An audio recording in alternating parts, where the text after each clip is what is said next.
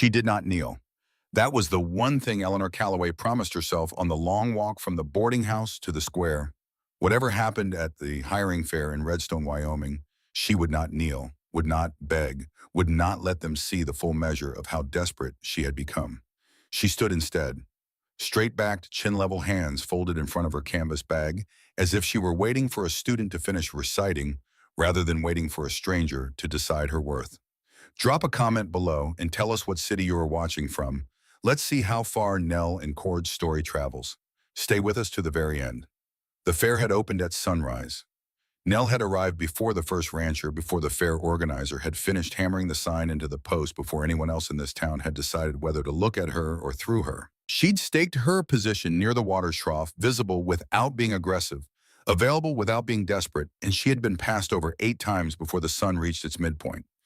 8 times. The first rancher glanced at her hands, nodded politely, and moved on to a boy of 20 with ox-wide shoulders and a jawline that could cut glass.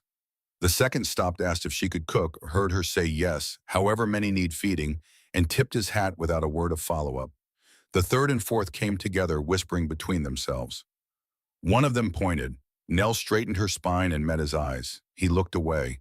The fifth was the one that would stay with her. He was large, well-dressed, for a ranching town, with a gold chain at his vest pocket and a smile that entered the room before he did. He stood in front of her a long time, studying her the way a man studies a horse he has no intention of buying, but enjoys evaluating. "What exactly do you offer?" he asked. "I kept accounts for Cole County School District for 11 years, Nell said. "I can read a survey map, manage a household ledger, and I taught mathematics and composition to children who went on to read law and practice medicine. I speak plainly, I work without supervision, and I don't frighten easily." He raised an eyebrow. "You're not from here." "Missouri originally. I came west on a private arrangement." "What kind of arrangement?" She held his gaze. "The kind that didn't work out." His smile turned lazy, and knowing the smile of a man who understood what that meant and filed the information away for later. "A shame," he said. Then he walked away. Nell heard him tell a man near the fence, "Too sharp, too old, no people." Too sharp. She held on to that one. At least they hadn't called her weak. By mid-morning, the square was thinning. The fair organizer, a pale beanpole of a man named Griggs with ink perpetually on his chin, was folding up his registration table. He looked at Nell with the mild pity of someone watching a dog scratch at a closed door. "Fair's about done, miss," he called over. "Reverend Wills takes strays at the church if you're in need." Strays. Nell pressed her nails into her palms. The sting was useful. "I'll manage," she said. "Your business." Griggs agreed and went back to his folding. She was calculating how many nights the 11 cents in her pocket would buy at Mrs. Hannah's boarding house, 2 if she skipped supper, when a voice cut across the square. "I'm looking for someone who can read a ledger and hasn't been drinking since dawn." She turned. A man stood at the edge of the square, hat pulled low against the noon glare. He was tall-built, along the lean, hard lines of a man who had been doing physical work since his bones finished growing wide, shoulders, forearms roped with muscle, where his sleeves were rolled, hands that were scarred in the specific pattern of a man who worked iron and rope. His face was weathered deeply, the lines around his eyes cut by years of squinting into sun and wind. He wasn't young, he wasn't pretty. He had the look of a man who had made peace with neither of those facts. He was looking at the space between people, not at any one person specifically, and when his gaze swept past Nell, she saw it slow and come back. Griggs brightened. "Whitfield, you're late." "Had a fence down." The man Whitfield didn't move his eyes from Nell. "What's her situation?" "Been here since before I set up. Nobody's biting." "I can see that." He looked at her in a way she hadn't been looked at all morning, not measuring, not calculating, not searching for weakness or opportunity. Just looking the way a person looks at another person when they're making a decision they can't walk back from. "I run cattle," he said. "Ranch about 12 miles south. I need someone to manage accounts, go through paperwork I've been putting off since winter, and deal with whatever else isn't getting done because I'm too busy keeping the operation from folding."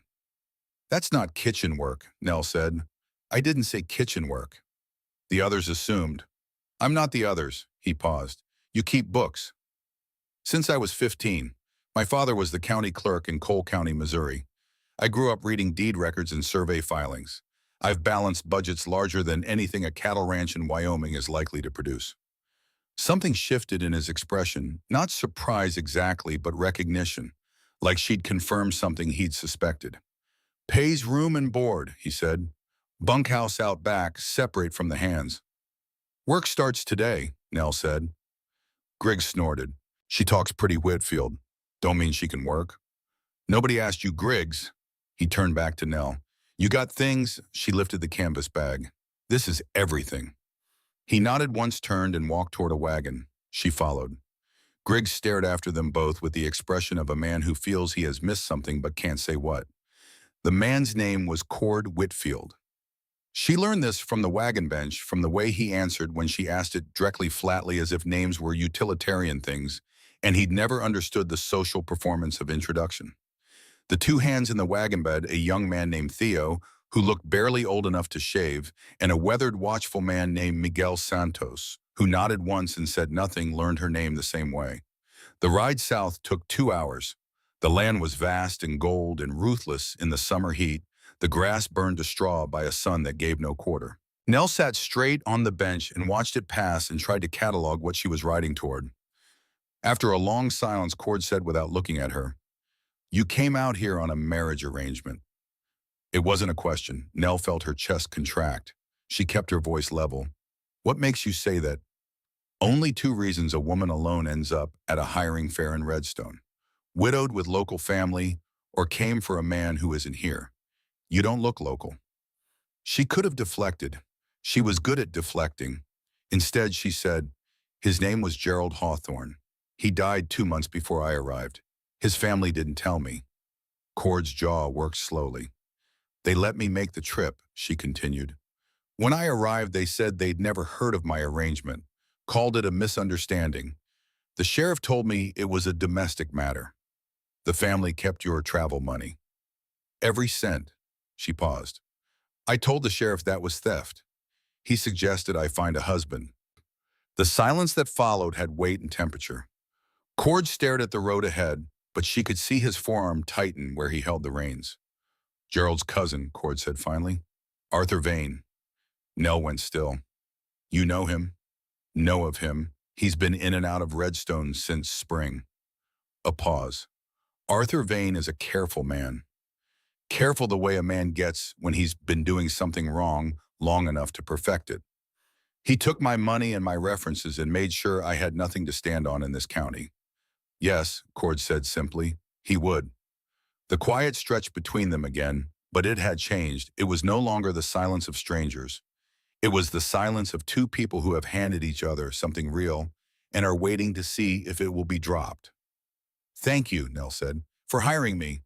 "Don't thank me. I hired you because I need someone who can read a ledger without asking what a ledger is. That's the whole of it." "That's the whole of it," she agreed. When the Whitfield ranch came into view, Nell understood immediately why Cord needed help. The main house stood sound but exhausted porch sagging on the north side window, trim peeling the chimney, missing 2 stones near the cap. The corral fence was a patchwork of salvaged wood and fresh cuts, 3 different kinds of timber, spliced together with wire and determination. 2 horses stood hip-shot in the shade of a barn that needed shingles, and the water trough had gone green. The hay storage structure leaned slightly east, as if tired of standing upright. But the land itself was extraordinary. She could see it in the way the creek wound through the south pasture in a long silver curve, in the dark richness of the soil along the irrigation channel, in the gentle swell of the pasture toward the ridge. This was land that had been worked well once, and could be again if someone stopped whatever was bleeding it. A young man appeared from the barn as the wagon rolled in. He was lean, dark-eyed, with the sharp features of someone who had been angry for a long time and had stopped trying to hide it. He stopped when he saw Nell in the wagon seat. "Who's she, new hire?" Cord said, climbing down. "Eleanor Calloway. She's taking over the accounts." "We don't need the accounts taken over. We need to sell the place and be done." "Danny." Cord's voice didn't rise. It simply hardened like water in December. "Every month we go deeper, Uncle. Every month. You can't just—" "I said enough." Danny Whitfield stared at Nell with open hostility. Not personal, she thought, but the kind of hostility that attaches to anything new when a person's world has narrowed to the dimensions of their own desperation. Then he turned and went back into the barn. Cord exhaled through his nose. "My nephew," he said, "he has opinions." "I noticed. He's not wrong about the money." He picked up her bag before she could reach for it. "He's wrong about the answer." He carried her bag to the bunkhouse. The room was small, narrow cot deal table, one chair a window, facing east toward the creek. Clean. Basic. Hers. "Lock on the inside," Cord said from the doorway. "Use it." "I will." He nodded and left. Nell sat on the cot and pressed her palms flat against her knees. She breathed in. She breathed out. Safe for tonight. That was enough. Then she reached into the canvas bag and pulled out the envelope. Her father, John Calloway, had been the county clerk of Cole County, Missouri for 23 years. He was a small, methodical man who wore the same hat every day and believed that the truth written down clearly and kept in the right place was the strongest force in the world. He died in January of the winter cold that takes old men when they've stopped having reasons to fight it. In the weeks before his death, he pressed the envelope into Nell's hands with unusual urgency. "Keep this," he'd said. "Don't let it go. You'll understand why when you need to." She had thought it was sentiment, old documents from old cases, the kind a clerk accumulates over decades. She had taken the envelope without really looking at its contents, tucked it into the bottom of her traveling bag, and forgotten about it in the chaos of grief and then the chaos of departure. She had not opened it until the train out of Missouri somewhere in the flatlands, where the landscape offered nothing to look at and the miles gave her time to think. Inside were 4 documents. The first was a surveyor's map dated 1859, covering a significant section of territory in what was then the Wyoming Basin land filings, along a river system she hadn't recognized until she'd reached Redstone and seen the creek winding through the south pasture of this ranch. The second was a deed transfer filed in Cheyenne in 1871, referencing the same parcel. The name on the transfer was not one she recognized. The third was a water rights amendment filed in 1873 attached to the original Whitfield claim. She knew it was the Whitfield claim, now seeing the property, feeling the coordinates align in her memory, like tumblers in a lock granting permanent water access to the creek on the south boundary. And the fourth was a letter from a federal land commissioner in Denver, addressed to her father, dated 1879. It said in careful legal language that the commissioner had reviewed John Calloway's inquiry regarding a pattern of fraudulent survey disputes in the Redstone Valley area, that the pattern was consistent with a coordinated scheme, and that any supporting evidence would be welcome. Her father had been tracking this, from Missouri, for years, and now she was here. She folded the documents back into the envelope, slid it beneath the mattress, and lay down on the cot, staring at the ceiling. Outside, a night bird called once and was quiet. The creek whispered in the distance. She had come to Wyoming to begin a new life. Instead, she had walked straight into the middle of someone else's stolen one. Supper that first evening was beef stew, cooked with the mechanical confidence of a man who had been feeding himself too long to waste energy on anything elaborate. Cord set 5 plates on the kitchen table without ceremony. Danny took his to the porch without a word. Theo ate fast and excused himself. Miguel nodded pleasantly to Nell and said, "Buen provecho," then followed. That left Nell and Cord alone at the table. "Ledger's in the desk," he said. "Top right drawer. Last clean entry is from February. I stopped keeping up when the south well went dry." "The well," she said. "What happened to it?" "Harlan Creed dammed the upstream feed. Says the water's his." "Is it?" "It's been Whitfield water since my father filed the claim in '59. But Creed's got a lawyer from Cheyenne and a survey from last year that says differently." His jaw tightened. A survey nobody saw before Creed needed it. Nell set her fork down. "Have you seen the original markers, the physical boundary stones? They're there, southeast corner, past the big cottonwood. Or they were. Are you sure they're still there?" "I haven't been out to check in 3 months." He looked at her. "You ask a lot of questions for a bookkeeper." "You hired a bookkeeper because you needed someone who asked questions." He looked at her for a moment. Then he picked up his fork. "Southeast corner. Tomorrow." "Today." He looked up. "After supper," she said. "Before the light goes. I want to see them before anyone knows I'm looking." Cord studied her across the table with an expression she couldn't quite categorize, somewhere between skepticism and something that might have been in another man admiration. He set his fork down. "All right," he said, "after supper." The sun was low and red when they reached the southeast corner. Nell found the stones before Cord did. She was looking for the pattern her father had described in the survey map, the specific arrangement of three markers in a triangular formation that indicated a section corner filing. They were half buried in summer grass, but they were there. She knelt and brushed the dirt away with her fingers. The numbers were carved deep: Section 14, Township 6, Range 11, filed 1859. She unfolded the surveyor's map and laid it against the ground. The coordinates matched exactly. "Your father filed this claim before the territory had a proper land office," she said without looking up. "He was thorough. The Water Rights Amendment in 1873, did you know about it?" "My father mentioned water rights, the specifics no. It's filed in Cheyenne, or it should be. It grants the Whitfield claim permanent access to the creek on this boundary." She folded the map and stood. "If Creed's survey contradicts this, Creed's survey is fraudulent." Cord stared at the stone markers. In the red evening light, his face looked carved from the same material, hard-weathered but not without depth. "My brother Warren worked this land for 15 years, he said quietly. "He died thinking he'd failed it." He paused. "Hart gave out in the south pasture. He was 41 years old." Nell didn't say anything. Some things needed to be said into space, not toward a person. He'd been fighting the debt for years. Couldn't figure why nothing ever balanced. Blamed himself. Cord pressed the heel of his hand against the fence post. "Died ashamed of a failure that wasn't his."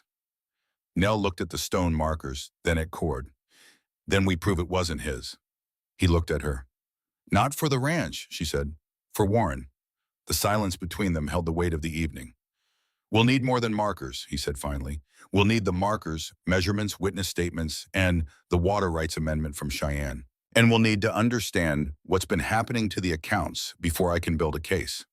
She picked up the map and slid it back into her envelope. "I'll start on the ledger tonight."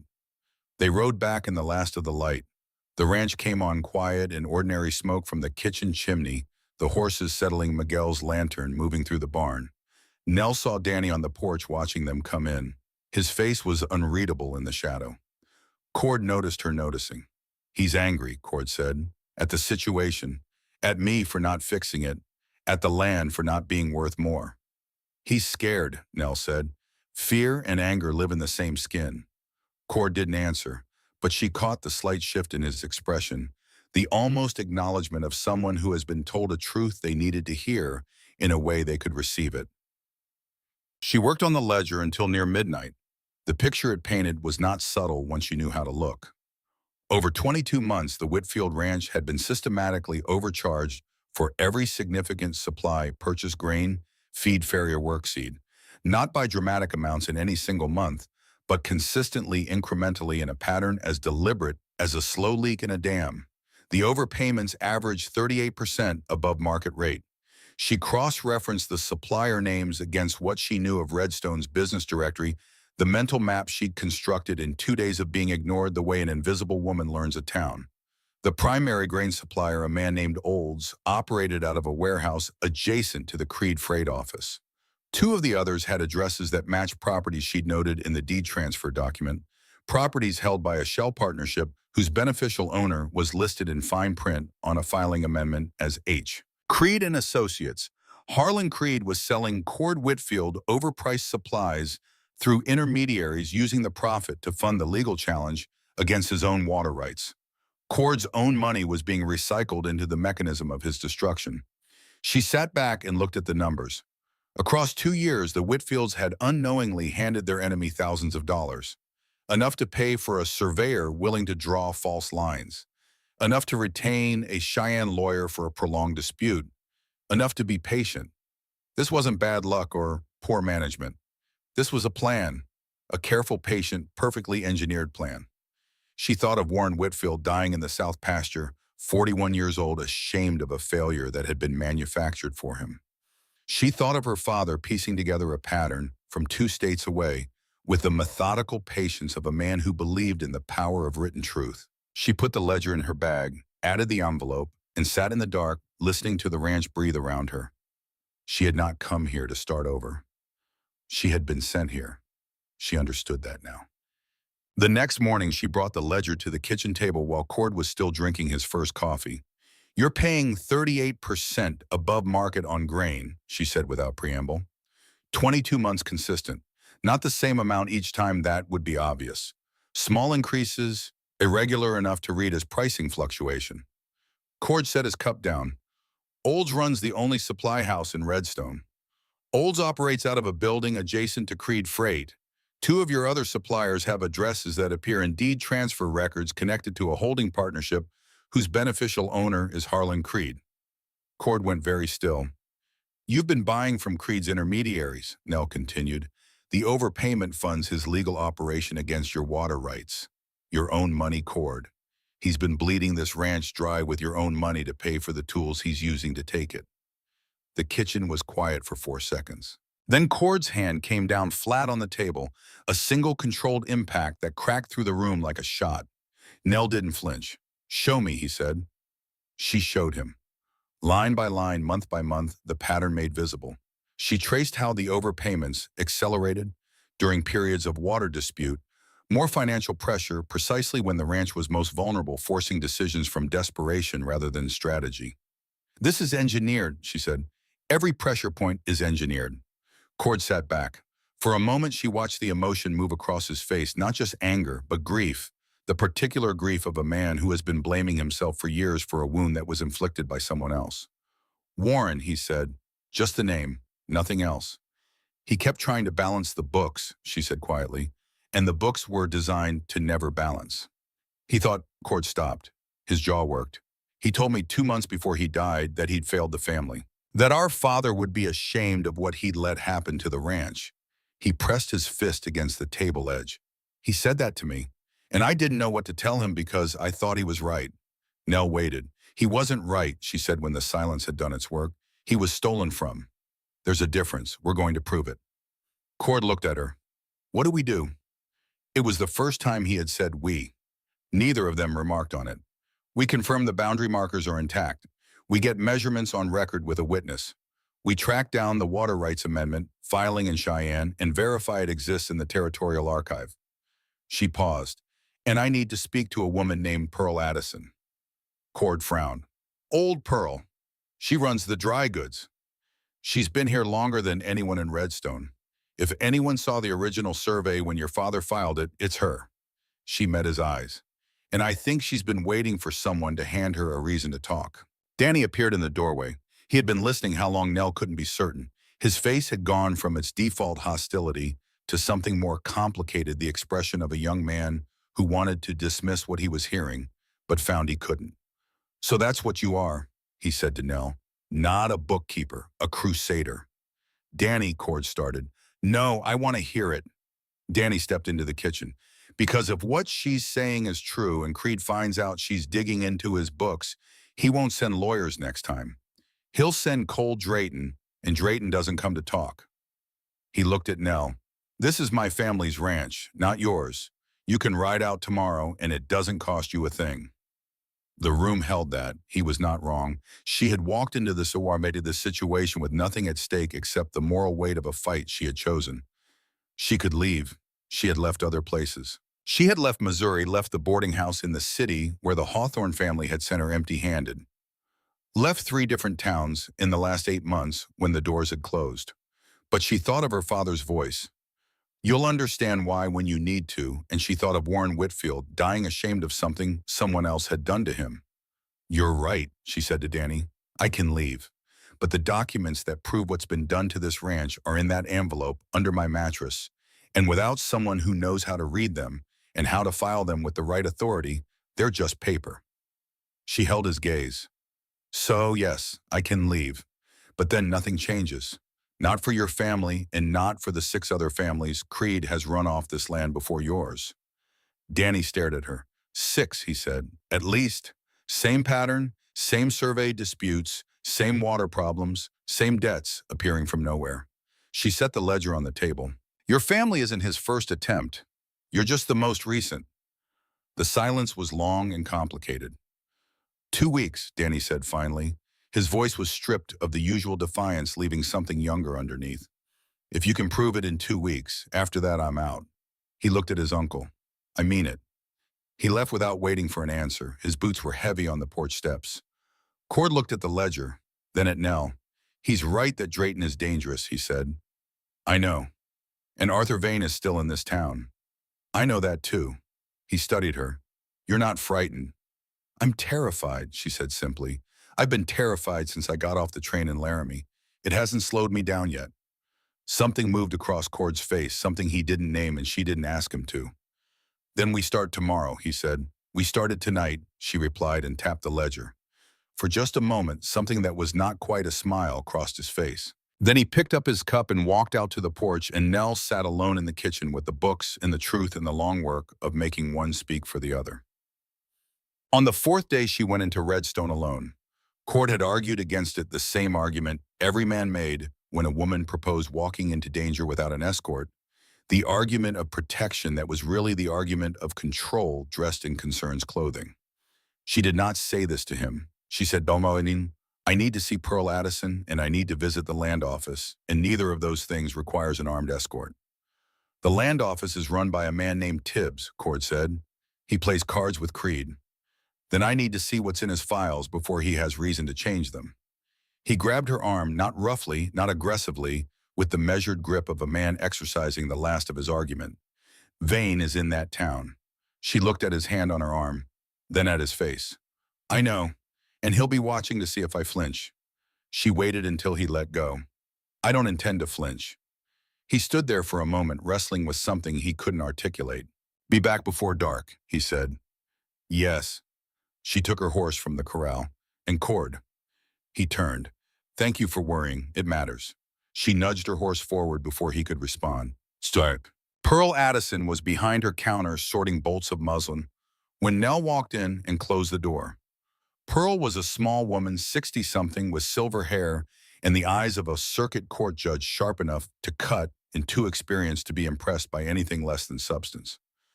Back already, Pearl said. Not a question. I need your help. Pearl set down the muslin and came around the counter. She sat on the stool by the window and pointed Nell at a crate. Sit. Nell sat. Pearl looked at her for a long, assessing moment. I remember the original survey, she said. I was 27 when old Josiah Whitfield filed his claim. My husband witnessed the signing. I have the date in my household ledger. She tilted her head. The Water Amendment, 1873. You know about it. Of course I know about it. Josiah filed it after the second dry summer. He knew what water rights meant out here. Careful, man. Pearl folded her hands in her lap. Would I testify, is that what you're working up to? Before the territorial authority in Cheyenne, if it comes to that? Pearl was quiet. She looked out the window at the main street of Redstone, the town she had watched grow from tense and argument into something that had a church, a school, a cemetery full of people she had known. Then she looked back at Nell. Harlan Creed bought the Fenton place in '79, she said. Before that, the Gruber claim. Before that, the Slade Ranch. And before that, the Morrison homestead. Same story every time. Survey questions, water disputes, debts that appeared like bad weather. Families who'd been here for years gone inside of a season. Nobody stopped him. Her voice was precise. Nobody had the standing, the documentation, and the nerve in the same person at the same time. She studied Nell. Do you have all three? I believe so. Then yes, Pearl said. I'll testify, but I want something in return. She didn't move. When this is over, when Creed is done, I want the whole story written down and made public. Not just the ruling. Every family he displaced, every dollar he stole. I want it in writing for every person in this valley to read. I can do that, Nell said. Pearl extended her hand. Her grip was iron. The land office was at the far end of the main street, its signs so faded you had to know what you were looking for. Nell pushed open the door and stepped into a room of organized chaos, stacked files, wooden shelves, overflowing papers marked with colored ribbons, whose system only Tibbs understood. Tibbs himself was a small man with spectacles and the permanent slight tremor of someone who had spent too many years afraid of saying the wrong thing to the right person. He looked up when Nell entered, and she saw the recognition flash across his face. Fear came immediately after. I'd like to see the filing records for Section 14, Township 6, Range 11, Nell said. The Whitfield claim. Those files are, he stopped, swallowed. They're being reorganized. Then I'll wait while you find them. She sat down in the chair facing his desk. I'm not in a hurry. His hands moved through a drawer, shuffled papers, found a folder, laid it on the desk without meeting her eyes. Nell opened it. The original filing was there. The Water Rights Amendment page was not. Where is the 1873 Water Amendment? She asked. I don't know what you're filed by Josiah Whitfield. Water access rights for the creek on the southern boundary of Section 14. It was attached to this filing. I don't see anything, Mr. Tibbs. She leaned forward. Someone told you my name before I introduced myself. He went white. I didn't introduce myself when I walked in, she said quietly. But you looked at me like you knew who I was. Who told you? He picked up his spectacles. Put them down. I think you should creed or vein. He stood up. I'm asking you to leave. The amendment exists. I have a copy of the surveyor's map that references it by filing number. When the territorial investigators arrive, and they will, they're going to ask why it's missing. She gathered herself and stood. You should have a good answer ready, Mr. Tibbs. She left him sitting at his desk with both hands flat on the surface and the expression of a man watching a wave he can't outrun. She was halfway back through town when she heard her name. Miss Calloway. She stopped. Arthur Vane stepped out of the alley between the telegraph office and the saddle shop. He was tall and unhurried, dressed well for a man spending time in a ranching town, and his face arranged itself into the warm, reasonable expression of a man who had been lying to people for so long, he'd forgotten it required effort. I heard you found a situation out at the Whitfield place, he said, falling into step beside her, as if they were old friends taking a morning stroll. Keeping books, they tell me. Nell kept walking. You heard right. Good for you, a woman needs purpose. He smiled at a passing couple, all pleasant ease. Course the Whitfield operation isn't long for this world. Shame to hitch yourself to a sinking ship. I'll take my chances. He stepped in front of her, blocking her path. The smile stayed. His eyes went somewhere else, entirely patient and flat, the eyes of a man who has always had more time than the person he's waiting on. Nell. He used her name with the familiarity of a man who thinks intimacy is ownership. I'm going to be kind to you. Same thing I told you in that boarding house when you first arrived. Small words so there's no confusion. He leaned in slightly. Get on a train. Go back to Missouri. Whatever you think you found out here, let it go. Go home. She looked at him steadily. Or what? Or you'll discover that Redstone is a very difficult place for a woman without people. I have people. Cord Whitfield. His laugh was genuine. Nell, Cord Whitfield can't protect himself. He's a man trying to hold water in his fists. The laugh faded. He can't protect you. She stepped closer to him, close enough that he had to recalculate. Arthur. Her voice dropped to the level of ordinary conversation, unremarkable to anyone 3 feet away. I'm going to do you the same kindness. Once. She held his gaze. I'm not leaving. And if you come near me again, or near the Whitfield Ranch, a package will leave Redstone for a federal mining commissioner in Denver. Not copies, originals, with a cover letter referencing the same pattern of fraud your family has been running since Missouri. The warmth left his face like heat leaves a stone at sunset. My father's been watching your family for 11 years, she said. Everything he collected is accounted for. You didn't just make an enemy when you let me make that trip. You made the worst kind. She held his gaze. The kind that has documentation. Arthur Vane looked at her. He was searching for the woman who had shown up at his cousin's family's door, frightened and alone, and utterly without options. He didn't find her. You've changed, he said. I had good reason to. He stepped back, adjusted his coat. The warmth returned to his face like a mask being replaced, but it sat differently now. Inexactly. I'll be seeing you, Miss Calloway. I know you will. He walked away toward the saloon. Nell stood in the middle of the street and waited until he had rounded the corner and was out of sight. Then her knees went soft, just slightly. Just enough that she pressed one hand against the nearest hitching post and breathed until her legs remembered their job. She was not brave. She was scared down to her fingernails. But she had learned something in the months since Missouri, that fear and courage were not in opposites. They were neighbors. They lived in the same house. And a woman who carried both could walk through any door she chose. She pushed off the hitching post, straightened her back, and walked to where she'd tied her horse. Cord was at the gate when she rode in. He saw her face and came forward. "The amendment is gone from the land office," she said, dismounting. "Tibbs removed it. He also knew my name before I gave it." Cord's expression darkened. "Vain. He was waiting for me on the street. He was polite."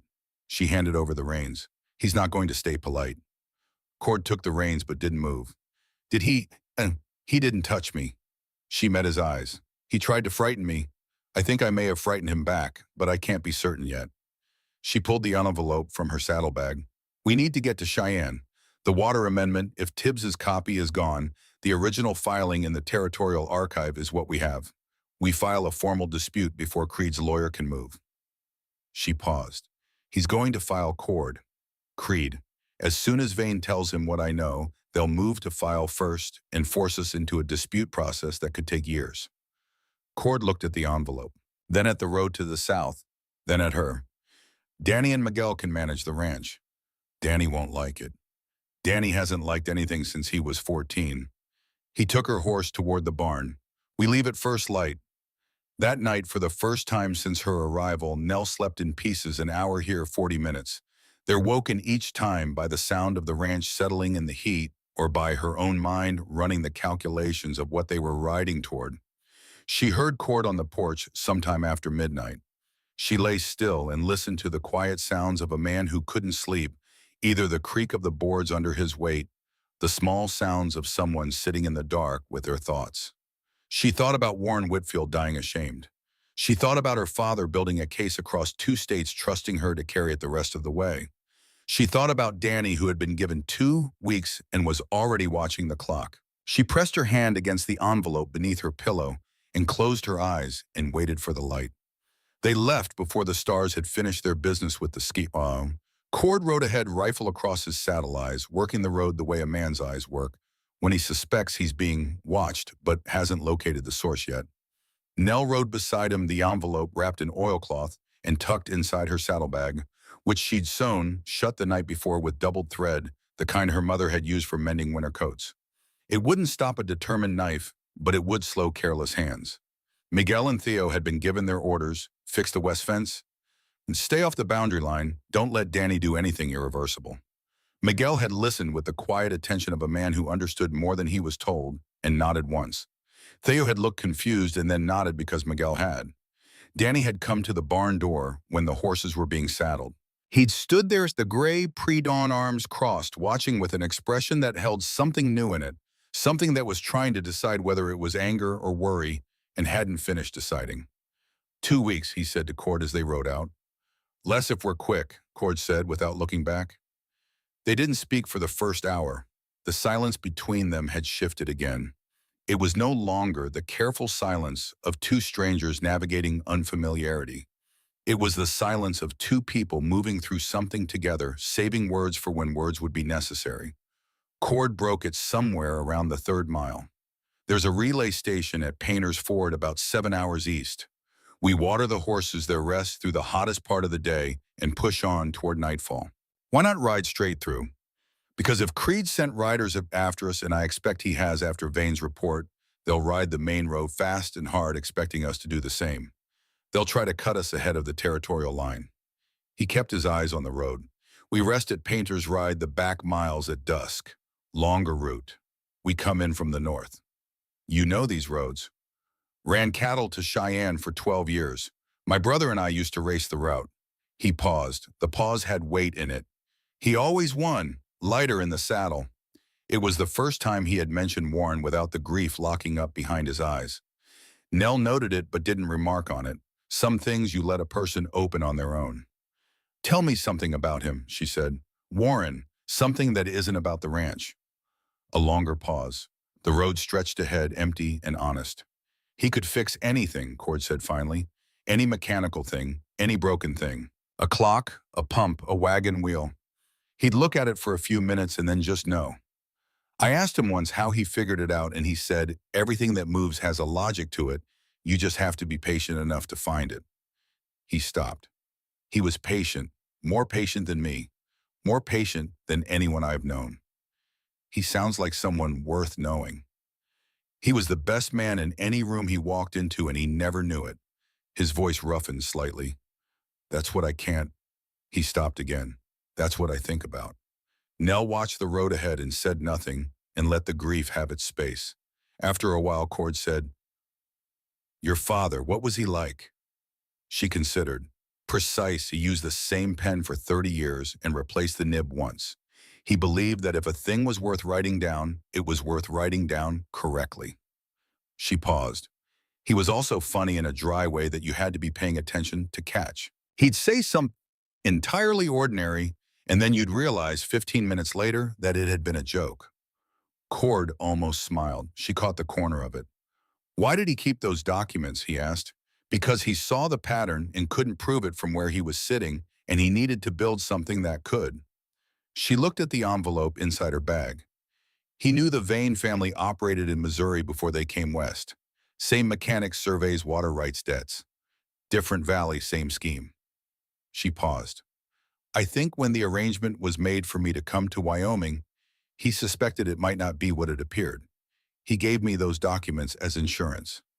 He trusted you to know what to do with them. He trusted me to find out. She adjusted her grip on the reins. I didn't understand them fully until I saw the ranch. Cord was quiet for a moment. Then the arrangement with Gerald Hawthorne. How did it come about? Through a correspondence agency. A reputable one, or I thought so. Gerald's letters were warm and specific and answered my questions honestly. She kept her voice even. He mentioned his family's ranch, his cousin Arthur, who helped manage the legal paperwork for the arrangement. She paused. I understand now that Arthur wrote those letters, or most of them. Gerald was real and the warmth was real, but the architecture of the arrangement was Arthur's. To bring you west. To find out what my father had collected. I was the only one who might know. She let out a slow breath. When Gerald died genuinely, I believe unexpectedly, the plan changed. Arthur couldn't search me in Missouri. Out here isolated with no money and no references, he expected me to be controllable. She looked at the horizon. He miscalculated. Cord didn't say anything for a moment. Then, I'm glad he did. The words were simple and direct, and Nell felt them land somewhere below the practical level of thought. So am I, she said. Painter's Ford was a relay station in the loosest possible sense of the word. A trough, a lean-to, a hand pump with intermittent enthusiasm, and an old man named Gruber, who charged twice the going rate for water and had apparently been doing so without consequence for 30 years. He greeted Cord with the nod of a man who has seen someone regularly enough to stop pretending the relationship is formal. Whitfield, Gruber said, squinting. Long time. Had reasons to stay put. Cord handed over the payment. Anybody on the road today? Gruber took the money and spat thoughtfully to the side. 4 riders this morning. Moving like they had somewhere to be that wasn't here. He glanced at Nell. 3 hired looking. 4th one I've seen before. Describing. Big coat for the weather. Rides like someone taught him to look casual, and he's still practicing. Nell felt the recognition. Cole Drayton.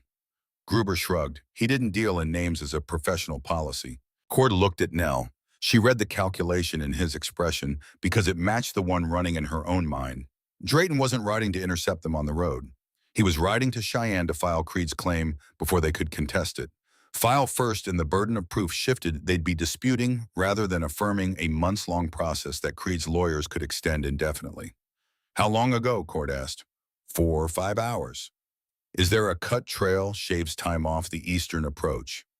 Gruber looked at him with the expression of a man deciding whether to be helpful or to charge for it.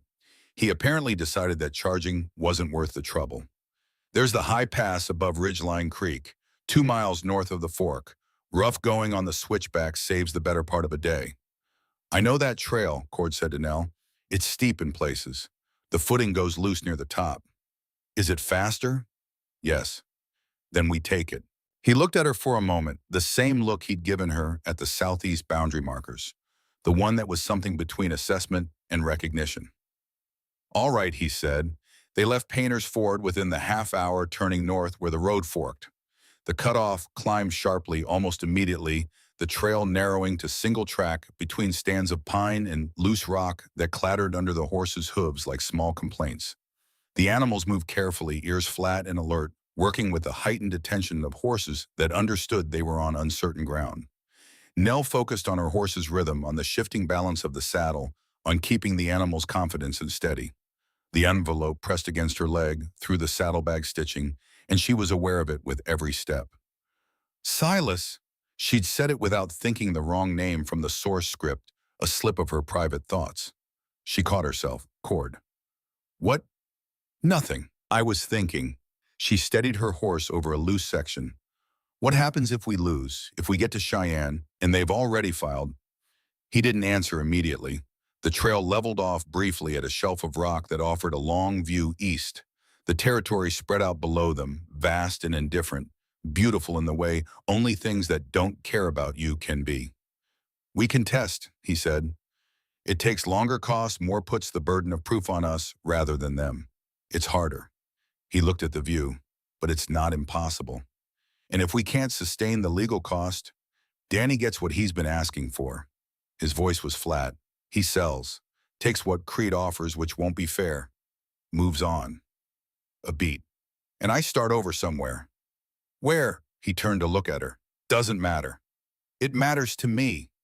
He held her gaze for a moment, and she saw something move in his expression. Surprise, and then something quieter underneath it, more vulnerable.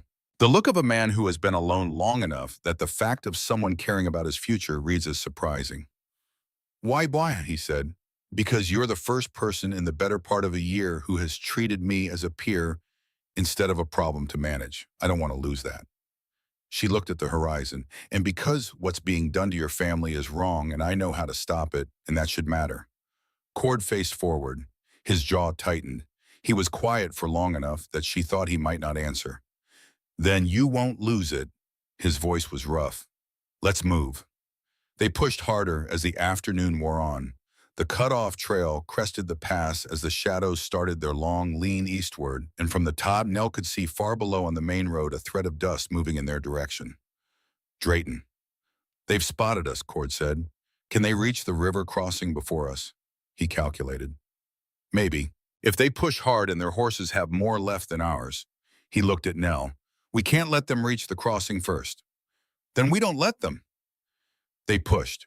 The horses were tired. She could feel it in the way her mount's stride had shortened, the slightly labored quality of the breathing on the climb.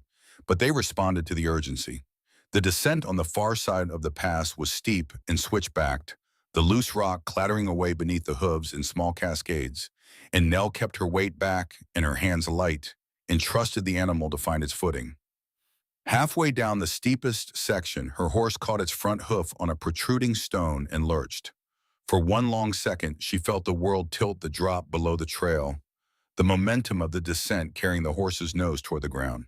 Cord was there. His hand caught her arm above the elbow and held, not bracing her dramatically, but giving her body a fixed point to orient around while the horse caught its stride. He held on for a moment longer than the physics of the situation required. Then he let go. Neither of them said anything.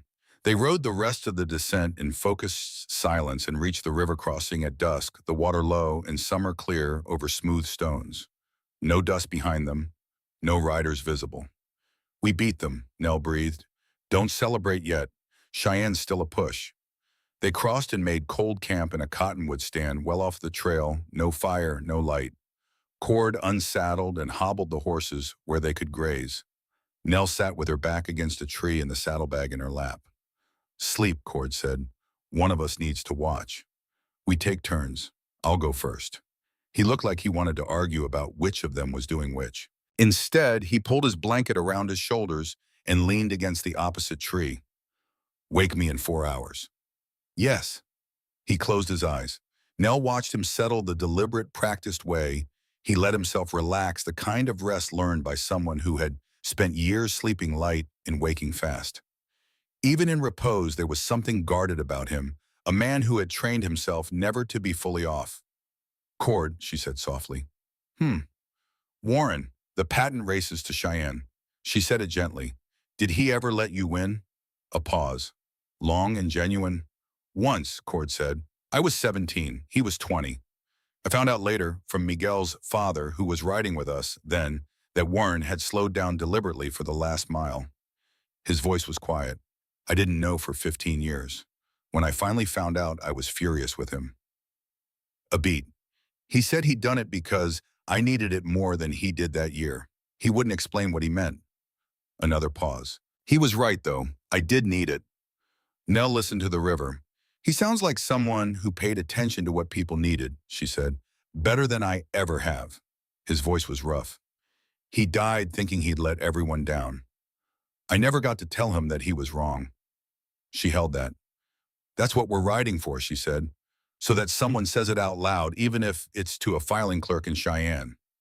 The silence that followed had a different quality, less weight, or the same weight differently distributed. Get some sleep, Cord said. You'll need it. She kept watch. The river spoke in its low, continuous voice. The horses moved and grazed in the dark. Above the cottonwoods, the stars were extraordinary, the kind of brilliant display that only appears in places far from human light. And Nell watched them and held the saddlebag and thought about her father sitting at his county clerk's desk in Cole County, Missouri, building his case one document at a time. You'll understand why when you need to. She understood now. She woke Cord at the appointed hour, and he took the watch without complaint. She lay on her side on the ground with her coat folded under her head and was asleep within minutes, the deep blank sleep of someone who has been awake too long and held too much and has finally allowed themselves to stop. They reached Cheyenne the following afternoon.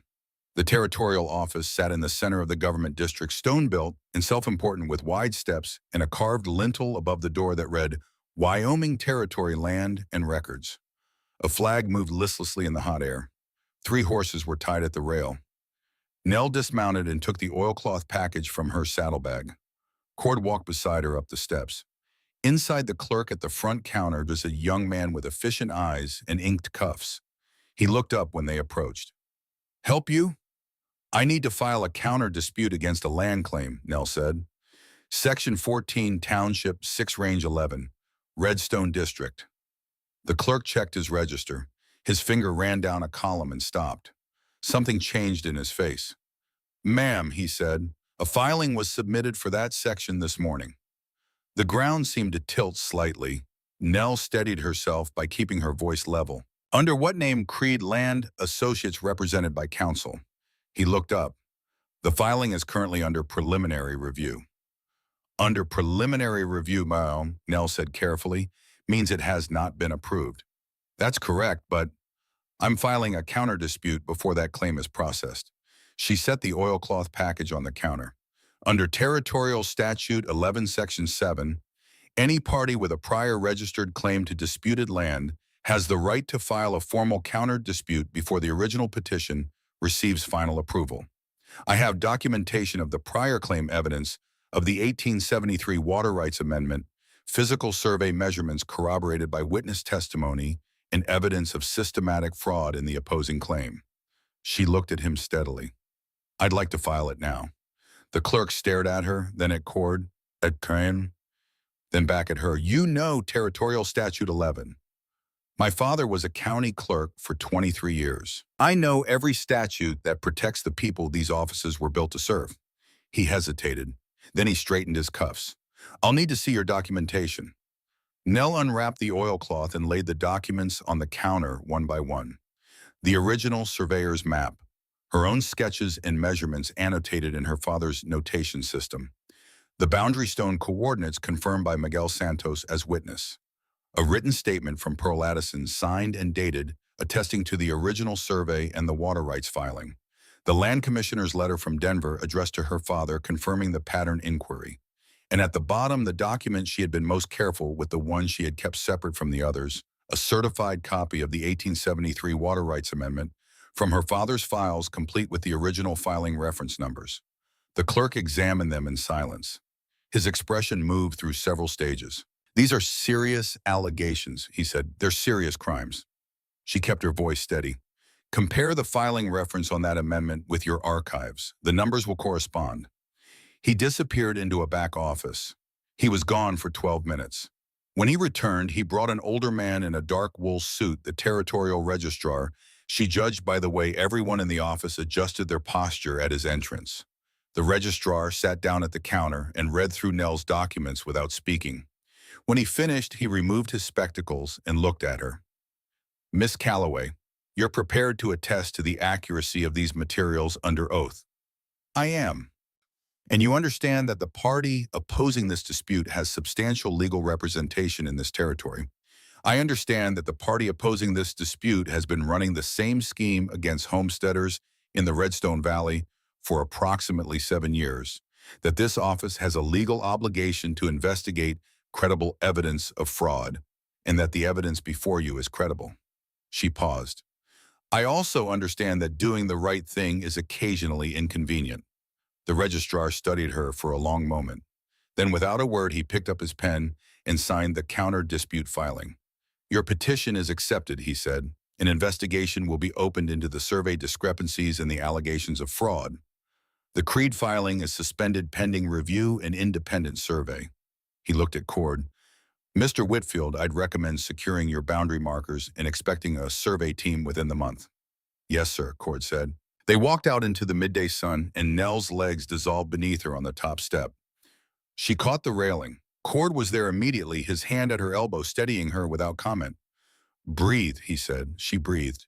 The air tasted like dust in summer, and something she hadn't tasted in a long time. We did it, she said. The words felt strange in her mouth, too small for what they meant. You did it. Don't give it all to me. She looked at him. You drove the horses across a mountain in the dark. You knew the statute and the filing numbers from memory. He held her elbow until she was steady. Those aren't the same contribution. They're both necessary. Something in him settled, not quite a smile, but an easing. The lines around his eyes softened by a degree. We should eat, he said. The horses need rest. So do I. They found a boarding house at the edge of the district, separate rooms. Cord paid without discussion. Nell didn't object. She washed her face in her hands and sat on the narrow bed and looked at the empty oilcloth in her lap. It was filed. Official. The investigation was open. She should have felt the relief settle all the way down. Instead, she felt the cold thought that had been circling since painters Ford Drayton was in this city. Drayton would know they had filed. The knock on her door came 20 minutes later. Cord stood in the hall. Drayton was outside the land office when we left. He saw us. The half-settled relief unraveled. He knows. Creed will have the news by tomorrow evening.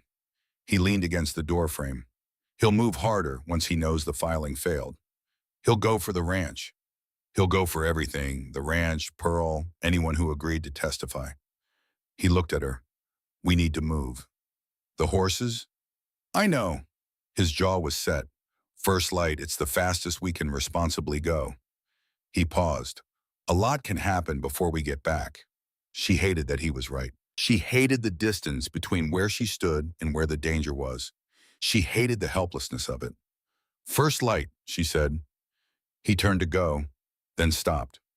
Nell. She waited. What you did in there today? He looked at his hat brim for a moment, turning it in his hands. The way you stood in front of that registrar and laid out every document like you'd been building toward it your whole life. He paused. I've never seen anything like it. I was terrified. I know. That's what made it what it was. He met her eyes. It's yours. That fight. Whatever happens, what you did today, that's yours. She felt the words settle in her chest and stay there. Thank you, she said. He raised his hand, and for a moment she thought he would touch her face. He stopped just short of it, his palm hovering near her cheek, and then he dropped his hand and put his hat on and walked down the hall. She closed the door, leaned against it, pressed her hand to the cheek that he'd almost touched, went to the window, sat with the empty oilcloth in her lap, and watched the street and waited for dawn. Siam. They smelled the smoke before they saw it. 2 hours out of Redstone on the return ride, the wind shifted and brought them something that didn't belong in open country, the sharp, acrid smell of burning wood, and something worse underneath it. Cord stopped his horse. That's from the ranch, he said. His voice was completely flat, in the way voices get when all the feeling is being held somewhere deeper. He kicked his horse into a run. Nell followed. The horses were tired from 3 days of hard riding, but they responded to the urgency in the same way tired things respond to genuine emergency with the reserves they'd been saving. They crested the last ridge, and the ranch came into view below them, and Nell felt her heart seize. The hay barn was burning. Not fully engulfed, the fire had been set at the east end, where the dry summer hay was stacked, and it was climbing the wall with the industrious patience of fire that has found good fuel. The horses in the corral were in full panic, throwing themselves against the rails. In the yard, 3 figures stood in a tight knot. Danny, Miguel, Theo, facing 5 mounted riders who had positioned themselves between the burning barn and the gate. The lead rider was Cole Drayton. She knew him by the way he sat his horse, that patient, performative stillness, a man comfortable in situations where the power differential was clear. Cord rode straight through the gate at a dead gallop and pulled up so hard his horse sat back on its haunches. The rifle was in his hand. "Get off my land." Drayton turned. His expression was unhurried. "Whitfield, seems you've got a problem." "You're looking at him." "Now that's unfriendly. We rode over when we saw the smoke." "Being neighborly." "You set the fire and you're going to sit here and tell me you're being neighborly." Drayton spread his hands. "I don't know what you're—" "Danny." Cord didn't look away from Drayton. "What happened?" Danny stepped forward. There was blood on his face, a cut above his eye fresh, and the beginning of a bruise along his jaw. His fists were clenched, and his whole body was shaking with the particular vibration of a young man who has been hit and not been able to hit back. "Came in fast," Danny said. His voice was tight. "I was in the barn. Heard the horses before I heard them. By the time I got out, 2 of them were already spreading kerosene on the east wall. I ran at them." He paused. "The big one caught me." "He got in the way," Drayton said. His tone was the most infuriating kind, patient, reasonable, the tone of a man who enjoys the performance of restraint. Cord raised the rifle. Not to his shoulder, not aimed, but lifted in a way that communicated its potential. "You put your hands on my nephew," he said. "The boy. He's 20 years old. He's family." Cord's voice was very quiet. "You got about 15 seconds to ride out before I stop being civil about this." Drayton smiled. It was a thin thing without warmth or humor. "Mr. Creed wants to talk is all. Just conversation.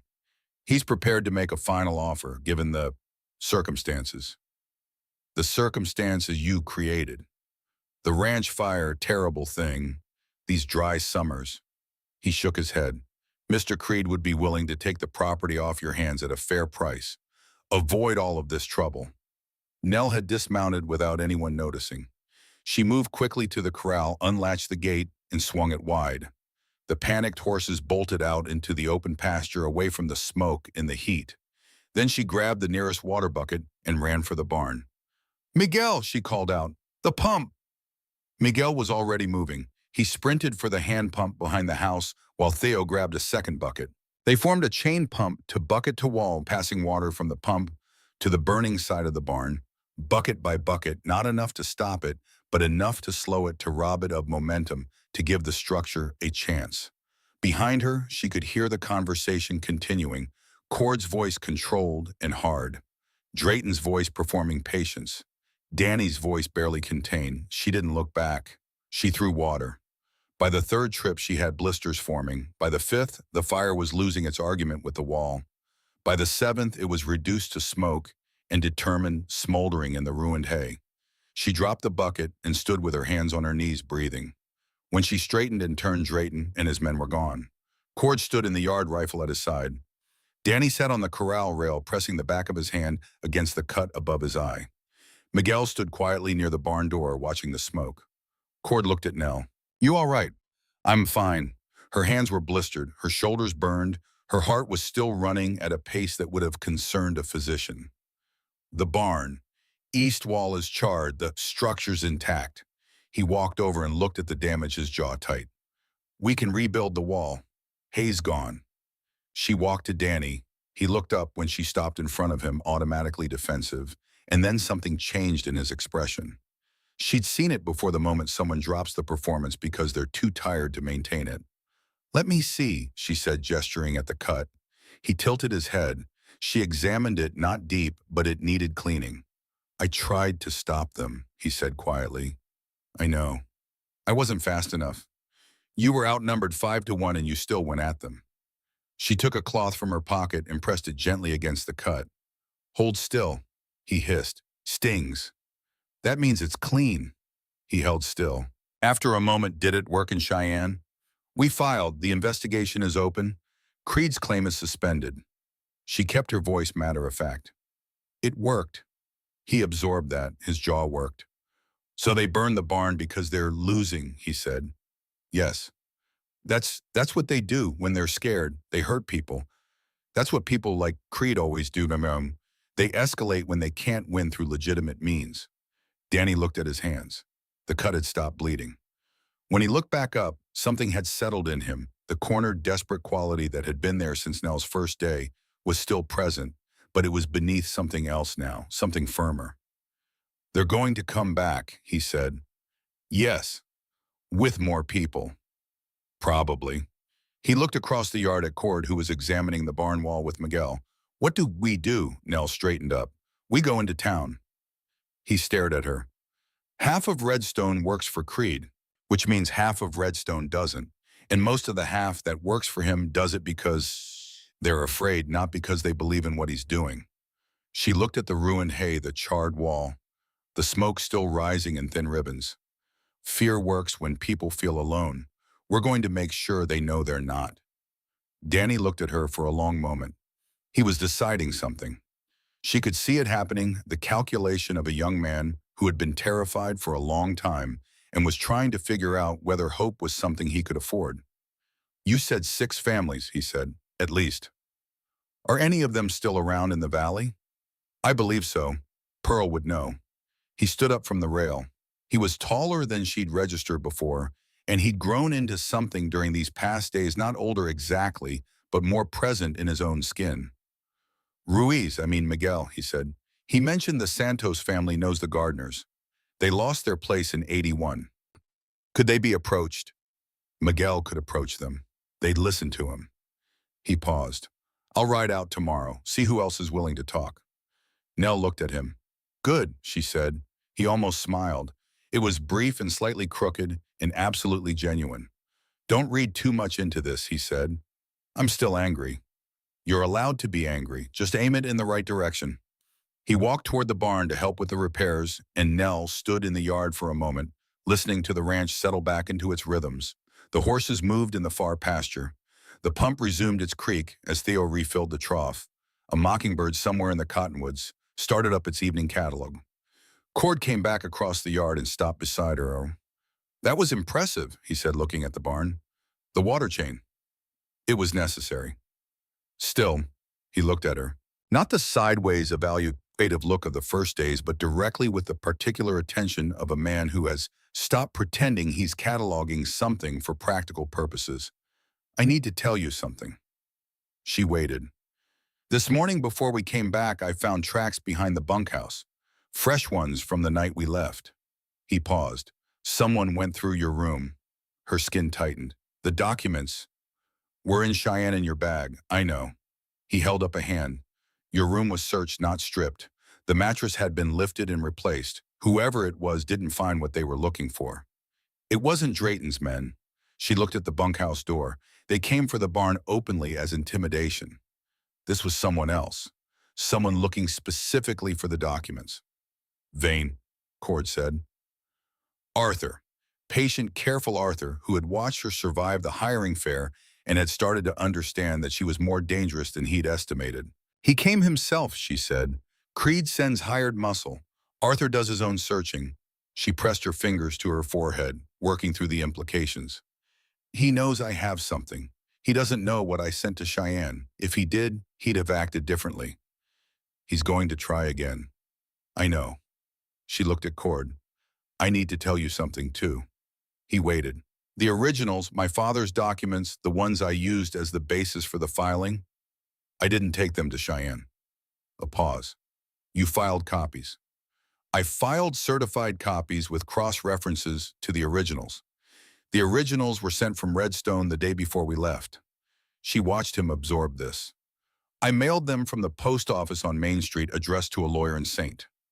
Louis who worked with my father for 20 years. His name is Braddock. I included a letter explaining the situation and instructions to file with the Federal Land Commission if anything happened to me. Cord was silent for a moment. You did that without telling me. If you didn't know, you couldn't be forced to give the information up. Anyone who searched you, questioned you, pressured you, you could truthfully say you didn't know where they were. She met his eyes. I was protecting you. I don't need protecting. Everyone needs protecting, even people who think they don't. He looked at her for a long moment with an expression she was beginning to learn, the one that appeared when something she'd said reached him below the practical register. Vane knows the originals exist, she continued. He doesn't know they're in St. Louis. He'll keep looking. He'll look here first. She paused. What we need to do now is make sure that when he finally understands what he's lost, it's too late to matter. Cord nodded slowly. The church social. He said it without being prompted, reaching the same conclusion independently. Reverend Foster holds one every month. The whole town comes, including Creed. Creed goes everywhere he can be seen being generous. He donated the organ last year, paid to repair the schoolhouse roof. His voice held no admiration for this. He buys goodwill. Then we go, she looked at him, and we let the town see that we're not hiding. He considered this. It's dangerous. So is waiting in here while he sends more men with kerosene, Simeon. He was quiet for a moment. Then he said, You're going to be the death of me, Calloway. I'd rather die the cause of you living for a considerable time longer, she said. So we'd better make sure this works.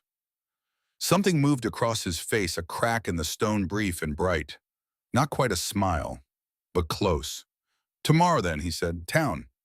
Tomorrow, she agreed. She turned toward the bunkhouse. She had blisters to 10 documents to organize, and a case to make sure was airtight before they walked into a room with Harlan Creed and every person in Redstone who had watched him do what he'd been doing for 7 years. She was tired down to her marrow. She was also, she realized, standing in the yard of a ranch that was not hers, surrounded by people who had chosen to fight alongside her with the smell of smoke in her hair and the plans of a dangerous man unraveling in front of her one thread at a time, exactly where she was supposed to be.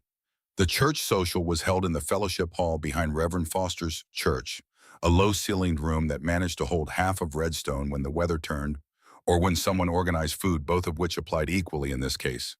By the time Cord and Nell arrived, the lanterns were lit and the room was full and warm and smelled of baked cornbread and the effort of people being civil. Every head turned when they walked in. Not dramatically, not the way stories describe it with a sudden hush, and all eyes snapping to the door. It was more granular than that. One person noticed and nudged a neighbor, and that person looked, and the information moved through the room in a slow wave. And by the time Nell had crossed to the food table, she was aware of being watched from every direction. She picked up a plate and began filling it. The food was real and needed, and she had eaten almost nothing since Cheyenne. Cord stood beside her, solid and unhurried, and she could feel the steadiness. He was deliberately projecting the posture of a man who had nothing to apologize for and had come to supper.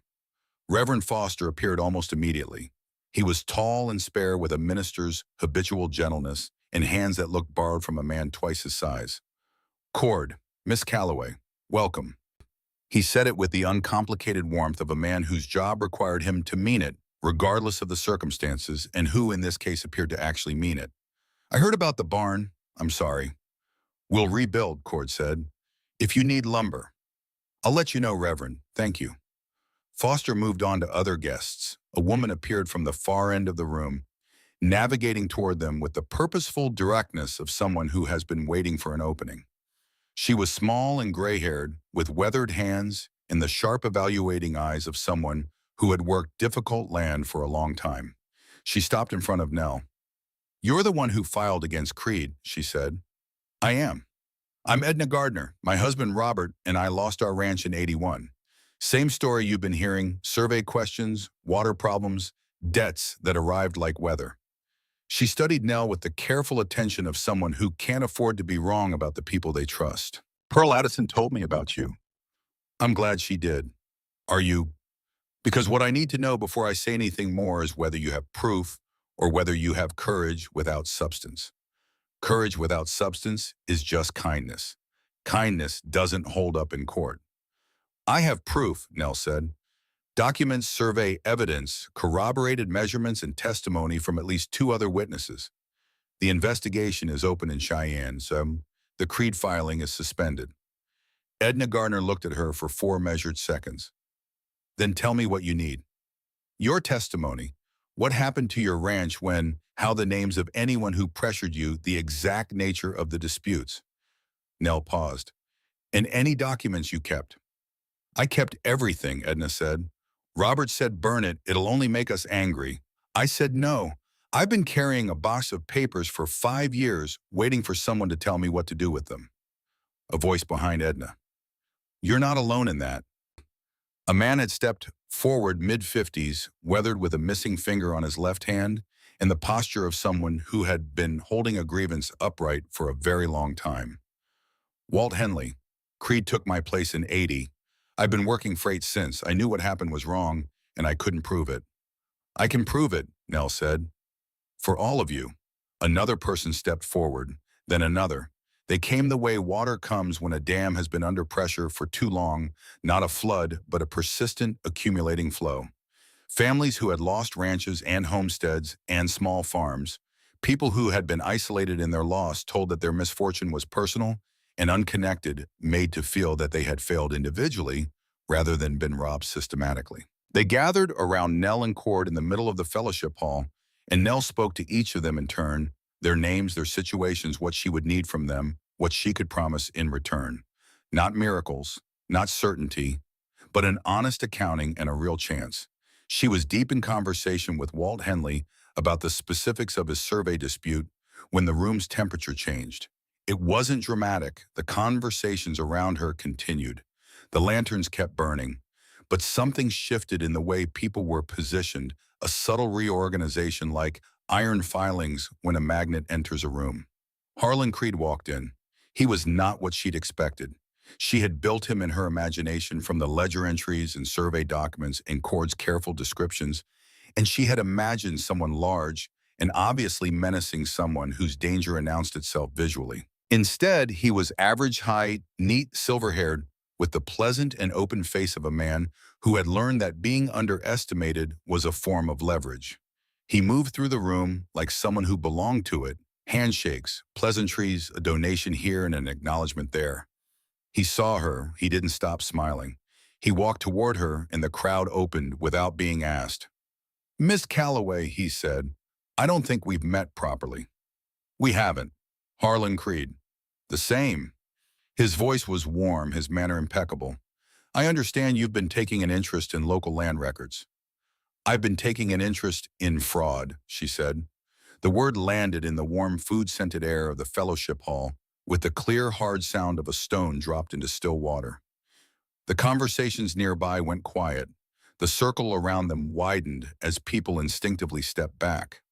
Creed's smile remained in place. It was a good smile, practiced, durable. That's a serious word. It's an accurate one. I think there's been a misunderstanding. These land disputes, survey lines shift, water tables change. It's not always clear who. Survey stones don't shift, Nell said, unless someone moves them. You're accusing me of. The territorial office in Cheyenne is investigating a pattern of fraudulent survey filings in the Redstone Valley spanning at least 7 years, she said, still in the same level conversational tone. I provided the evidence. The investigation is open. Your filing for Section 14 is suspended pending review. She paused. I'm not accusing you of anything, Mr. Creed. I'm telling you what's already happened. Creed looked at the people gathered behind Nell. His eyes moved from face to face. Edna Gardner, Walt Henley, the others who had stepped forward, and she watched him make the calculation, the precise and instantaneous accounting that a man like this does automatically. Who is he facing? What do they know how much damage has been done? These are good people, he said, addressing the room rather than Nell. They don't need an outsider stirring up trouble. They don't need a neighbor stealing their land, Edna Gardner said. Her voice was thin but completely steady. She's not stirring trouble, Harlan. She's naming it. And some of us have been waiting a long time for someone to do that. 7 years, Walt Henley said. I've been waiting 7 years. Same, said a woman. Nell hadn't spoken to someone who had stepped forward from the edge of the room, a woman with a child on her hip, and the expression of someone who has decided that the time for being careful is over. Creed looked at Cord. Whitfield, he said. You've been here a long time. You know how things work. You know this kind of upheaval is bad for everyone.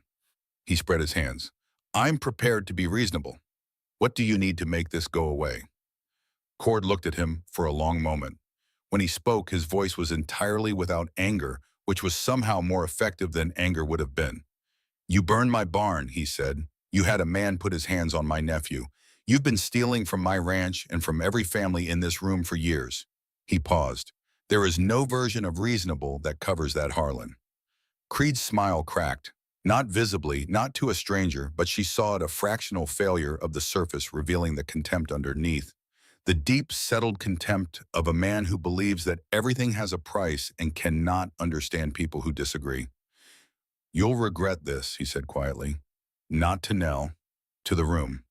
He turned and walked out. The room exhaled. Reverend Foster cleared his throat. I believe there's pie. Nervous laughter broke through the silence, and then people began to move and talk and reach for each other in the way people do when they realize they've been holding their breath for longer than they knew, and someone has finally given them permission to stop. Arthur Vane did not leave with Creed. He had been near the back of the room during the entire exchange, standing still and watchful with the contained, self-contained quality of a man who has trained himself to be unobtrusive. When Creed left, Vane stayed. He watched the room reorganize around Nell and Cord, and his expression did what expressions do when someone very controlled begins to lose their confidence in the outcome. It went perfectly blank. Nell saw him on her way to the porch for air. He met her eyes and held them for a moment. Then he walked out the side door. She followed. He was standing in the narrow alley between the hall and the church proper, the sky above them going from deep blue to black, the first stars appearing. He heard her come around the corner and turned. You built something in there, he said. Not as a compliment. People built it. I gave them a reason to show up. Creed will go after each of them individually. Individually, they're vulnerable. They're less vulnerable than they were an hour ago, and they know it. She looked at him across the alley's width. It's over, Arthur. The filing is in Cheyenne. The investigation is open. The originals are with Braddock in St. Louis. She paused, watching his face. You looked surprised when I said that. You shouldn't be. You searched my room and found nothing. The obvious conclusion was that the documents weren't there. He adjusted slightly. She'd surprised him not with the information about St. Louis, but with the directness of it. He'd expected her to be careful. She was done being careful. You think Braddock will file federally, he said. He already has the instructions. If anything happens to me, it's automatic. She held his gaze. Nothing needs to happen to me anymore, Arthur. The case is built. It's been submitted. The only thing you accomplish by doing anything to me now is confirming the pattern and adding to the federal evidence. He was silent for a long moment. The alley smelled of warm wood and lantern oil from the hall windows and the faint, pleasant smell of the pie someone was cutting inside. You came here to find those documents, he said. That was never about Gerald. I know. And you found more than documents. She didn't answer that. Walk away, he said. His voice had changed. The warmth was fully gone now. What was underneath was not angry. It was cold and certain and enormously tired. The voice of a man who has been doing a wrong thing for a long time and has run out of the energy required to pretend otherwise. Take what you've won. The Whitfield ranch stays. Creed backs off, but let the rest of it go. The rest of it. The families, the federal case, my family's dealings in Missouri. He looked at her. You can't fix everything. I can't, she agreed, but I can do this one, and this one matters. Arthur looked at her for a long moment. Something moved behind his eyes, not softening exactly, but a kind of recognition. The recognition of a man who has been outmaneuvered and knows it and is trying to decide whether to acknowledge it. You're like your father, he said. Yes, she said simply. I am. He straightened his coat, adjusted his hat, walked toward the alley's end, and paused without turning. My family will fight the federal filing. I know. It won't be quick. It won't be clean. It rarely is. She held her ground.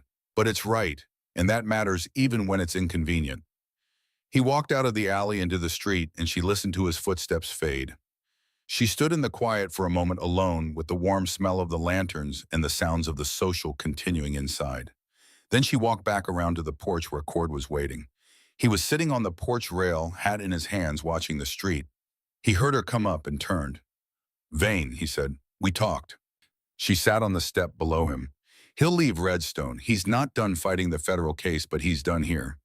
"You're sure?" "He's calculating. He calculated that pressing this here now, with everything already filed, accomplishes nothing except making his situation worse."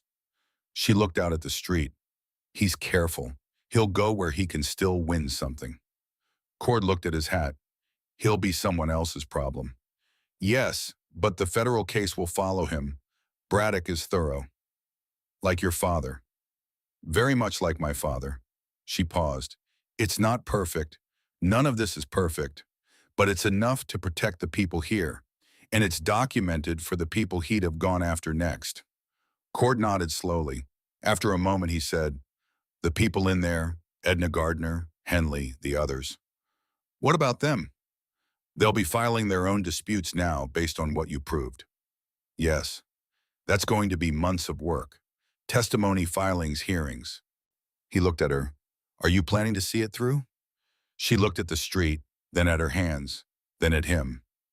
"I have to go to St. Louis," she said. "The federal inquiry will want my testimony about my father's investigation.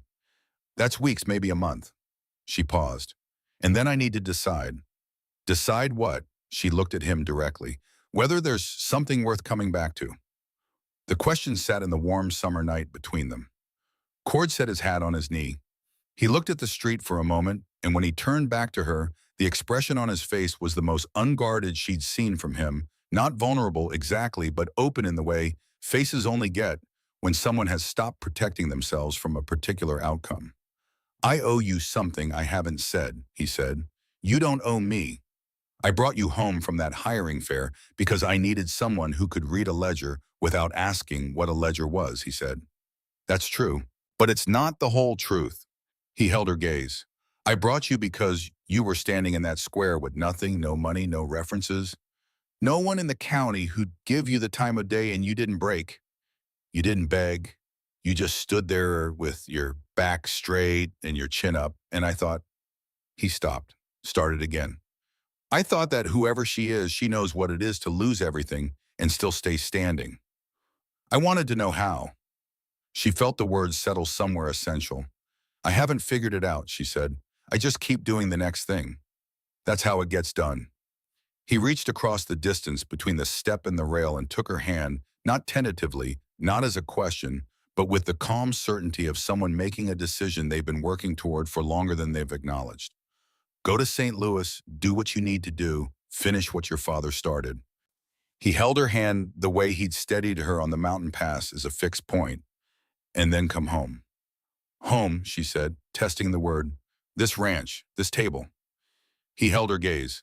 "Danny, who is starting to be worth something if you give him room. Miguel, who has been holding this place together on loyalty alone. The work there is still to do." He paused. "Me."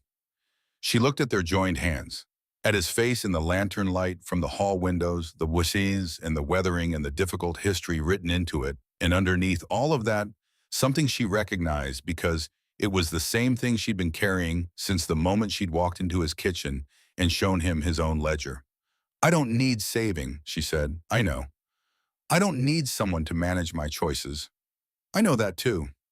He didn't let go. "I'm not asking to manage anything. I'm asking for a partner, someone to work alongside." He looked at her steadily. "I've been working alone a long time, Nell. It turns out it's been making me stupid about things I should have seen." She almost laughed. The sound came out rough and real. "You're not stupid," she said. "I didn't see what Creed was doing for 2 years. Nobody sees what they're not looking for. That's not stupidity. That's being human." He brought her hand up, not dramatically, not with any particular ceremony, but with the careful attention of a man who understands the weight of small gestures, and pressed it briefly to his jaw, the rasp of his stubble against her knuckles. A second. Two. Then he held her hand at the level between them as if they were both looking at it. "Come back," he said. "Yes," she said. And the territorial surveyors arrived 9 days later. Three men with instruments and chain measures and the quiet, focused authority of people who work in facts rather than opinions. They arrived at dawn and set up at the southeast corner of the Whitfield property and began their work with the methodical efficiency of professionals.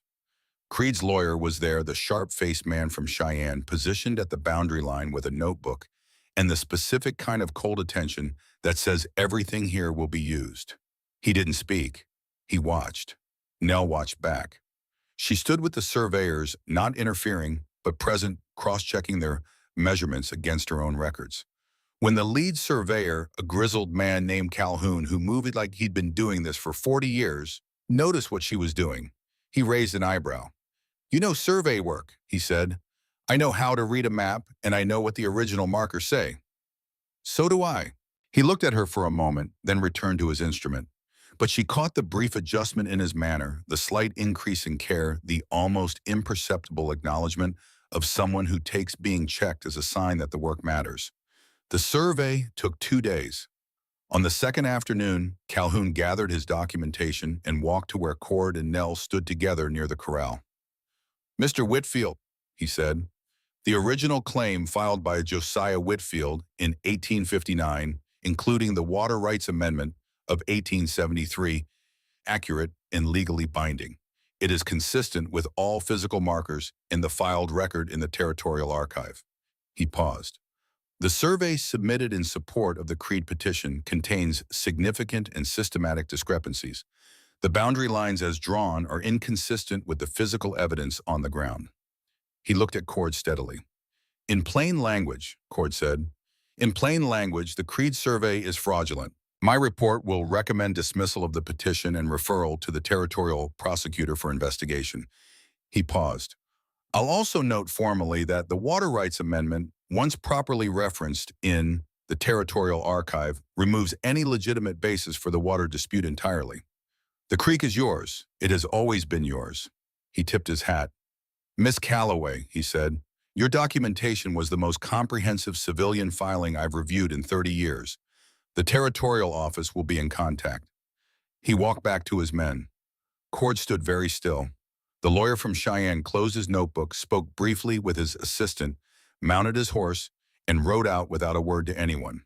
The investigation had made his position untenable, and they both knew it.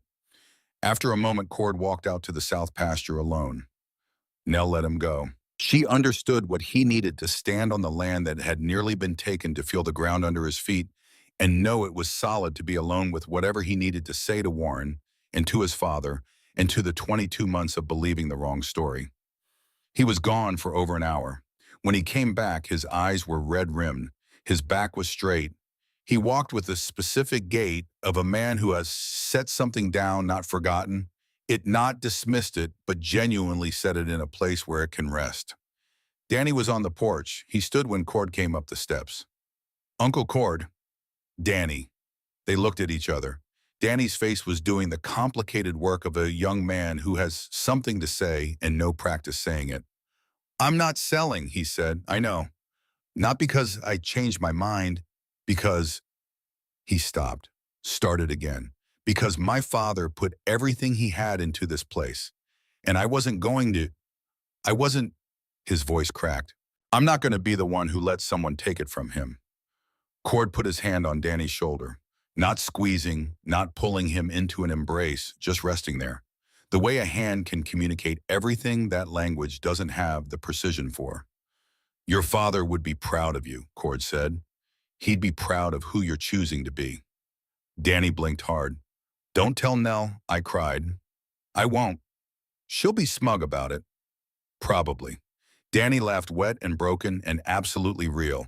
He wiped his eyes with the back of his hand and cleared his throat, and then walked into the house to put the kettle on, which was his specific way of ending emotional conversations with dignity intact. The news moved through Redstone and the surrounding valley, the way fire moves through dry grass faster than anything official, carried by the same informal networks that had kept people afraid for 7 years and that now abruptly redirected were carrying something different. Edna Gardner filed her own dispute the following week. Walt Henley followed 2 days after.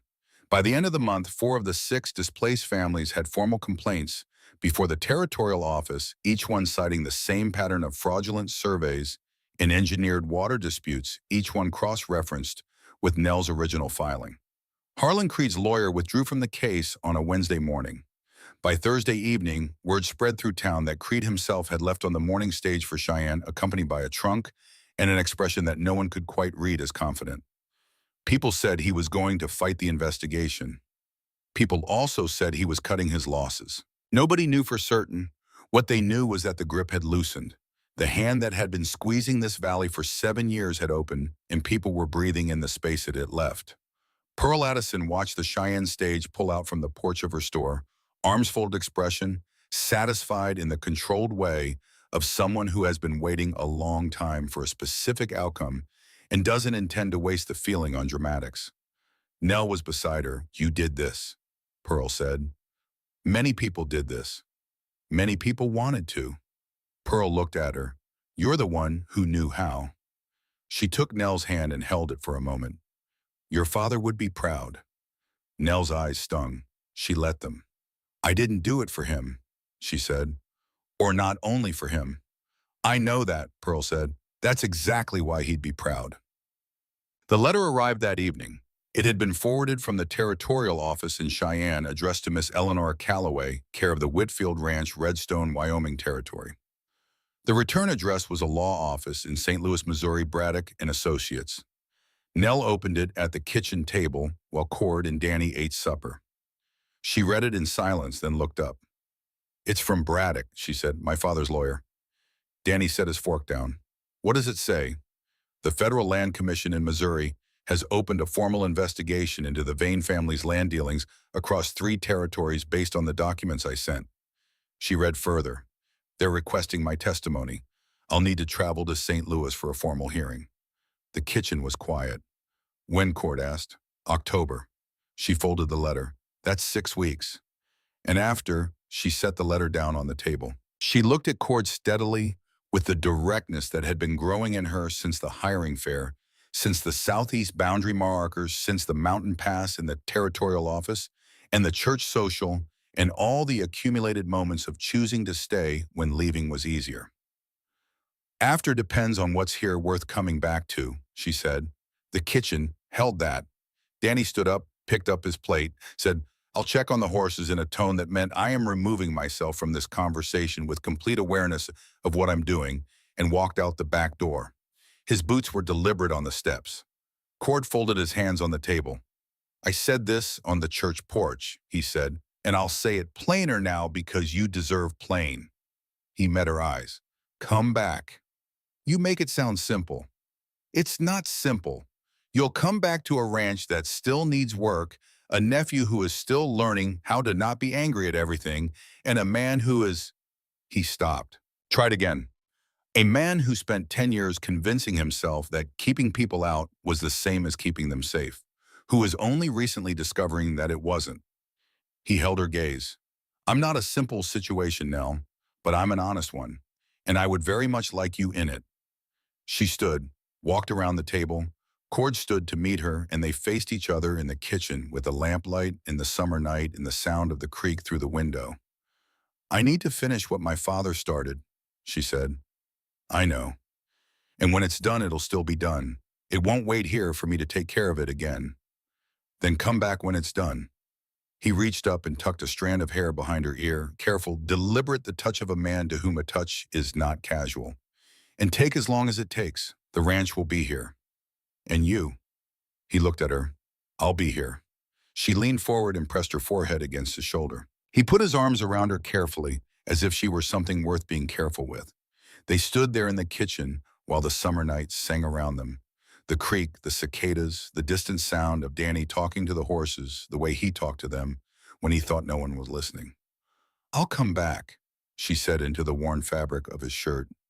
"I know," he said, and she could hear in his voice that he meant it the same way she did, not as reassurance but as a fact that had already happened. On the morning she left for St. Louis, Nell sat on the porch with her coffee and watched the sun come up over the south pasture. The light came in slow and golden over the grass, catching the creek in the distance, turning it briefly to silver. Danny came out and sat beside her. "St. Louis," he said, for a while, and then back, and then back. He was quiet for a moment, watching the pasture. The horses were moving in the far corner, unhurried and easy in the morning cool. Miguel's lantern moved through the barn in its steady ritual way. "I want to say something," Danny said, "and I need you to let me finish before you respond." "All right. I gave you 2 weeks and treated you like a problem the whole time." He didn't look at her. "I was wrong, not about being scared. I was right to be scared. This whole thing was genuinely terrible, but about where I aimed it." He paused. "You didn't have to fight for us. This wasn't your family or your land. You had every reason to take Vane's money and leave." He finally turned to look at her. "You didn't, and I think I'm only now starting to understand how much that cost you." Nell held still and let him finish. "My mother died when I was 8, Danny said. "I've been mad about it ever since, mostly at things that aren't at her." He looked at the pasture. "She would have liked you." He stood up, put his hat on, and looked down at her. "Come back." "I will." He walked down the steps and across the yard and into the barn without another word, and Nell sat with her coffee in the sunrise and felt something she had been chasing since Missouri. Not just safety, not just a belonging, but the specific warmth of being chosen by people who had reasons not to choose her and had done it anyway. Cord came out last. He stood beside her and leaned against the post and looked at the land that bore his name. "You know what the first thing I thought was," he said the morning after you reorganized the ledger. "What?" "I thought this is what this ranch was supposed to feel like." He looked at her. "Not just the numbers, the whole thing, waking up and knowing someone was working alongside me who understood what we were working toward." He paused. "I'd forgotten that feeling existed." She stood up and picked up her bag. He walked her to her horse. He helped her up without being asked and without being patronizing, the automatic courtesy of a man who understands the difference between helping someone and managing them. He held the bridle for a moment after she'd settled in the saddle. "You woke me up," he said, "to things I'd stopped believing I deserved." "You were always worth believing in," she said. "You just needed someone who could read the evidence." He let go of the bridle. She nudged her horse forward. She looked back once at the gate. Cord was standing where she'd left him in the morning light, watching her go with the steady expression of a man who is watching something he fully intends to see return. She turned forward and rode. She had come to Wyoming as a woman with 11 cents in a canvas bag and a letter from a dead man who had never intended to marry her, turned away at a hiring fair by men who measured worth in things she wasn't. She rode out of the Whitfield ranch as a woman who had faced down a land thief in a church fellowship hall, filed a counter dispute ahead of a team of hired riders in a territorial capital, and stood in the middle of a main street while the man who had tried to erase her searched her face for the fear she'd decided not to carry anymore. She was going to St. Louis to finish what her father had started, to sit in a federal hearing room and lay out in careful and meticulous order 11 years of documented fraud and the names of the people who had perpetrated it. She would do this not because it was safe or simple or guaranteed to work, but because it was right and she knew how, and her father had trusted her to. And then she would come back. Not because she had nowhere else to go, not because Cord needed her, or the ranch would collapse without her, or the valley's legal battles required her specifically. She would come back because this was the first place in 38 years where she had been chosen for exactly what she was: sharp-tongued surveyor's eye stubbornness, and all by people who had every reason to choose someone easier. She would come back because home wasn't where you started. Home was where you decided to keep coming back to. The road east stretched out ahead of her, long and honest in the morning light. Behind her, the Whitfield ranch, the creek, the pasture, the charred barn wall that would be rebuilt before she returned, the man standing at the gate watching her go with that steady, unmistakable certainty. Nell Calloway rode. She was not fearless. She was not finished being afraid. But she had learned on a mountain pass in the dark, in a territorial office with her hands trembling and her voice level in a fellowship hall in front of a man who thought power was the only language, that fear and courage live in the same house, and a woman who carries both can walk through any door she chooses. She had chosen this one. She chose it still.